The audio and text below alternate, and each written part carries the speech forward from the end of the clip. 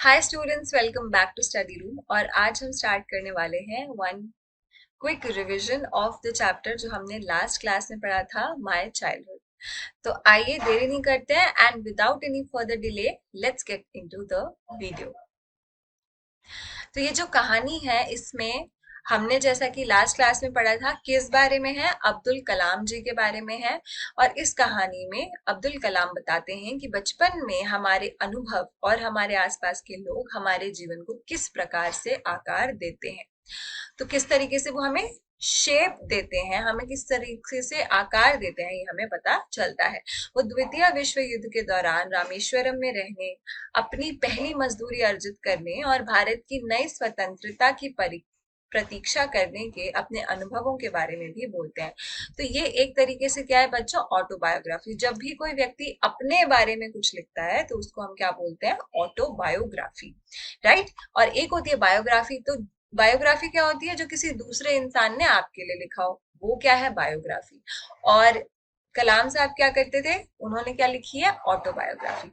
ठीक है, उनके बारे में बोलते हैं, अपने विचारों को वो प्रकट करते हैं। तो इस कहानी में जैसा कि हमने पहले भी पढ़ा था कि वो क्या करते हैं, उनके बचपन में उनके 3 करीबी दोस्त थे और वो उनके बीच धार्मिक विभाजन की भावना की अनुपस्थिति का उल्लेख करते हैं। वो कहते हैं कि उनके बीच में कोई भी असमानता जैसी चीज नहीं थी।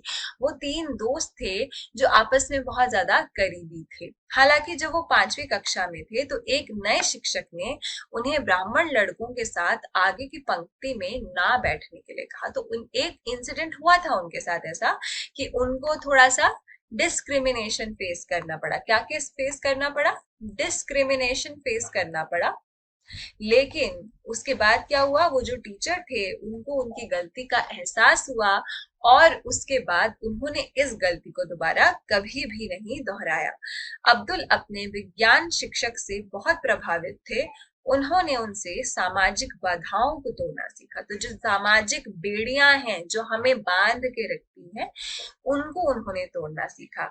याद होगा हमने चैप्टर में पढ़ा था कि किस तरीके से जो उनके फिजिक्स के, उनके जो साइंस के टीचर थे, उन्होंने उन्हें अपने घर पे खाना खाने के लिए निमंत्रण दिया था और किस तरह उन्होंने उनके साथ बैठ के अपने हाथों से कलाम को खाना खिलाया था। तो इस बात से उनके मन में बहुत ज्यादा गहरा प्रभाव पड़ा।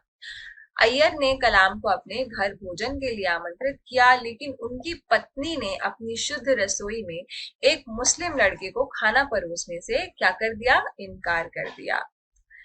अय्यर ने अपने हाथों से उनकी सेवा की और उसके पास भोजन करने के लिए बैठ गए।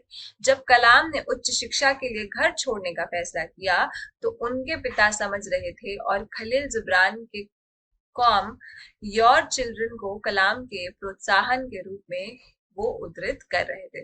तो उन्होंने क्या किया, उन्होंने कलाम को कहा कि तुम अगर अपनी आगे की शिक्षा के लिए, उच्च शिक्षा हासिल करने के लिए घर से बाहर रहकर भी पढ़ना चाहते हो तो मैं इस चीज में तुम्हारा सपोर्ट करूंगा, तुम्हारा साथ दूंगा। क्योंकि वो खलील जिब्रान का एक कोट बोल के उनको समझाते हैं कि बच्चों को एक समय आने के बाद खुला छोड़ देना चाहिए, उनको बांध के रखने का प्रयास नहीं करना चाहिए। ये बहुत जरूरी है। तो इसी के साथ हमारा जो चैप्टर था यहाँ पे खत्म हुआ। आई होप आप लोगों को ये समझ में आया होगा। अगर आप लोगों को कोई डाउट है तो वीडियो को पॉज करना, पुरानी वीडियो को एक बार जरूर देखना। अगली क्लास में हम एक नया चैप्टर स्टार्ट करेंगे। तब तक के लिए पढ़ते रहिए, हंसते रहिए and I see you next time. Bye.